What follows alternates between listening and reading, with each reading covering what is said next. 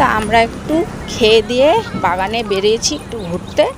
তো দেখো পিছনে অনেক লোক আছে, তো বললো সবাই বাগান দেখবে, তাই দেখাতে নিয়ে আসছি। এই যে একটা কুঠি, আর দুধার দিয়ে চা বাগান, মাঝখানে রাস্তা।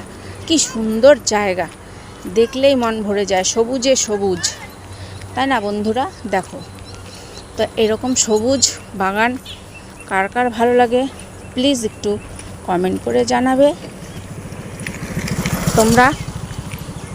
তো দেখো তোমরা, সবুজে সবুজ, কেবল কচি পাতা বেরোচ্ছে।